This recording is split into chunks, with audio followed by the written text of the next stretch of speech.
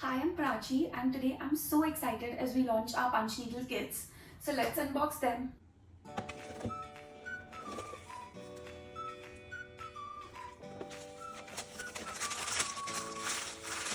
So every box will have one punch needle with a threader already attached to it, one scissors, a color sketch for your reference, and a QR code will be given here for you to scan to get to the tutorial video. A basic thread the needle manual and some general information, all the yarns you will be needing, and a frame where the sketch will already be drawn. All you have to do is just start your punch needle and you're good to go. Ready to punch needle now.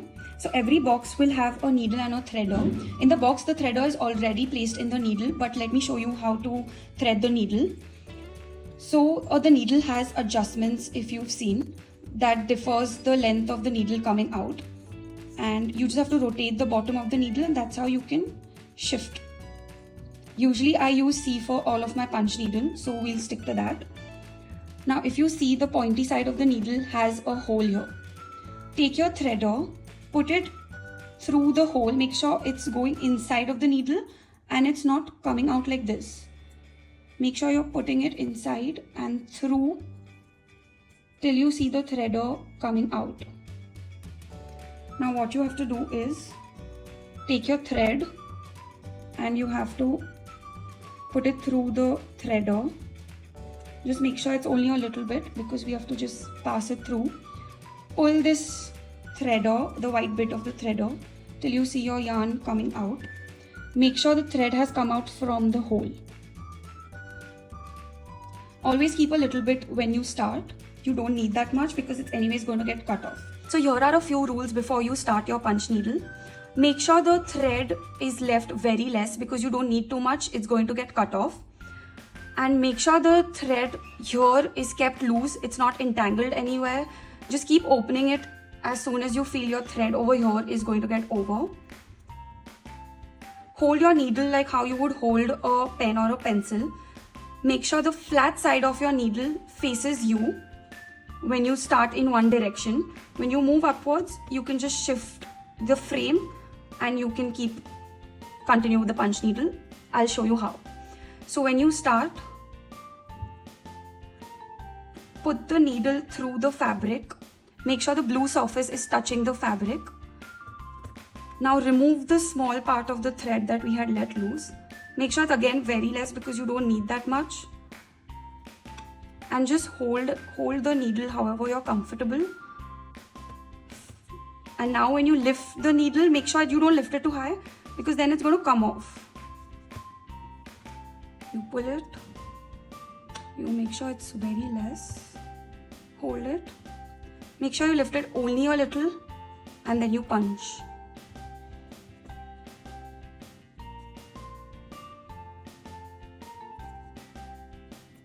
Make sure you don't hurt yourself with the needle behind. Just hold the frame and just keep fixing it. Now make sure when you're punch needling, the loops that you're creating are almost of the same length and they're not like very big, very small. So otherwise the design won't look nice. Now I've finished one line here. So I keep shifting my frame as per my comfort. Now one thing you have to keep in mind when you start the next line or you're suppose working on a shape, you start from the border and then you come in the center. Or if you're doing like a rectangle, you either do the rectangle and then come in, or if you just want to start the second line. Now whenever you finish one line and want to start, make sure you're punch needling in the center of your previous loop. You see why? And I'll show you, just observe. It doesn't have to be that precise, but you see that the loops are being covered. Here there is gap and here it's getting covered. So make sure you don't leave too much gap between two lines. Make sure punch needling the thread very close and also in the center of your previous line. So whenever you want the loop side in the front, it comes out neat and there's no gap. Now for instance, see, I'll do it in the center and very close. So just keep that in mind. It's just very easy once you get the hang of it. it'll be really easy for you. You just have to continue. Now you see the entire design will be on one single thread. There's nothing in between. And once you remove it, you can just scratch back the fabric and then it just comes together. You can practice 2-3 lines, but make sure you're not doing it too much because the fabric might just tear sometimes and then you can't do anything about it. Show you a few examples so it's clear to you. So basically, this is two sides of a coin. First, there is the plain surface, which I just showed you, like simple punch needle. Second is you can create loops like a 3D texture. I hope you can see the difference. So with the plain side, it's easy. You just have to punch needle here and the loops are forming at the back. But when you want the loop side on your main design, you have to flip the frame and punch needle from here is when you'll get the loops on your main side. So just keep that in mind. Where you want the plain surface and where you want your loops, you have to flip accordingly and work. Now this is a third type of a texture that I thought is very interesting and you can use it in multiple ways. So in this, neither have I done basic punch needle in an orderly manner. I've taken jumps, bigger jumps basically, and filled the shape of the flower. So I took from here to here, here to here, up and down, not in an orderly manner. And I think it looks very nice. So you could try this as well. I've given a brief of all of these techniques in the next few seconds. But I just wanted to share that my usual preference is the plain side as it looks neater. And I just like the loops to pop somewhere in the design, but not overall. Because I think overall the loops look a little messy. So I like the plain design and I stick to that majorly. So we're working on this design. Prepping my needle, my scissors. So for this design, I've thought the checks to be plain, just like how the stripes looked. So I want the checks to be plain. Probably I'll do the cherry with the loop, and the leaf I will do with these longer lines of punch needle. So let's begin. Keep a little thread, face your needle towards you, hold it like this. Always make sure these lines you start inside of it. Keep a little thread only. Sometimes you might feel that the needle is getting stuck and it's not going smoothly, but that's completely normal. So I'm just taking the shape of a square for my punch needle and I'm just following the lines.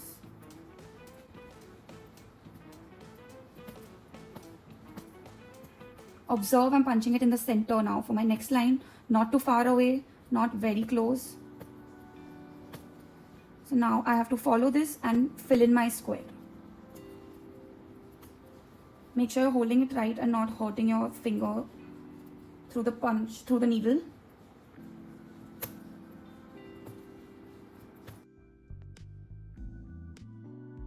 I'm almost up to finishing this.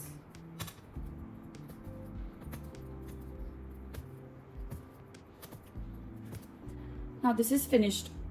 Now let me show you how to cut the thread. Now this is your main side and of course you don't want loose ends here. So when you finished a square and or shape and you want to change the color, so make sure the needle is on the back side. You pull a little extra thread through the needle and just cut it off and remove the needle very smoothly. And this is the back side. Now you'll have this loose end from where you began. You can just trim it off.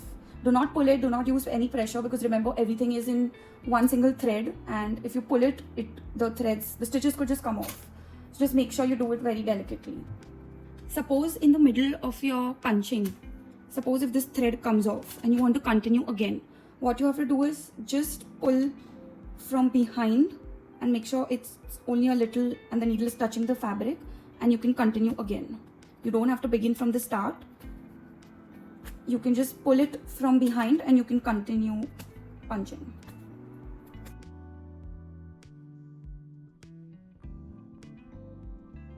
And I'm done doing this square as well. Now I turn it, I pull the thread a little bit, just cut it and I remove the needle. and I cut this end as well. So you're already cleaning it from both ends. Here we go. I'm going to do the leaf now. So let's change the color. Take the green. Make sure you do not lose this. Please keep it safely when you're working. And also when you're not working, just keep it in the box safely. Now I'm going to show you this technique of how I formed this flower. You punch it in first, remove the thread. One single line in the center, taking the shape of the leaf. Okay. Now what I'm going to do is, I'm going to punch it in the center and get it in the back. Basically, I want horizontal lines like this, horizontal vertical, taking that shape. I'm going to punch it in the center, get it back. Basically, follow both the outlines. And it's okay if it's a little here and there, but when it's done, it looks nice.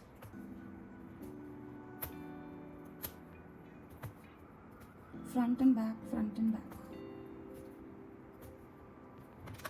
See, now this got loose, so I'm just going to pull it and continue again. Basically, look how I filled the shape. You do the same thing on the second side.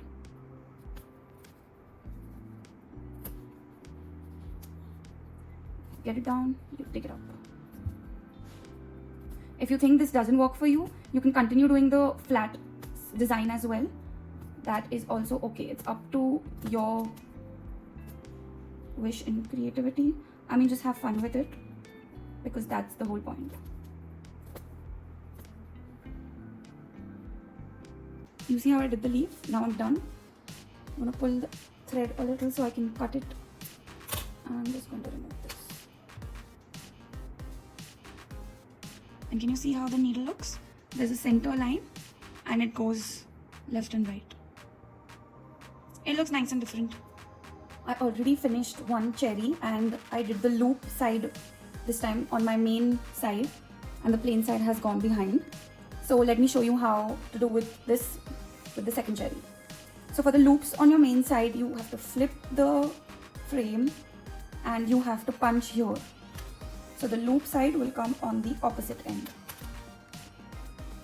Here you do not need to take the thread on the opposite side because this is your back side. So just leave the thread here itself. And you just have to continue with the same process. Just this time make sure your loops are coming perfectly on the main side because that's your main design.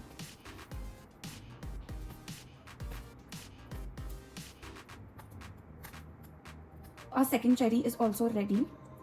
I'm just putting it, giving it a little shape. Now you see that few of the loops have come out like big than the rest. What you can do is you can take a scissor and just trim it off, matching the length of the rest.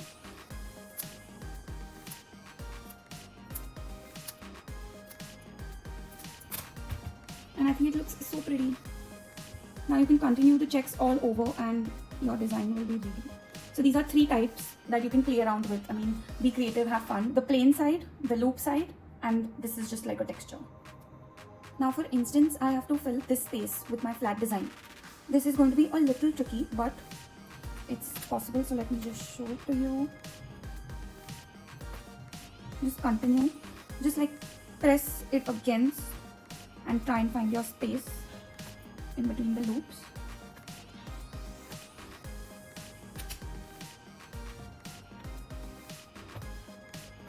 A little here and there is okay because it's not seen much.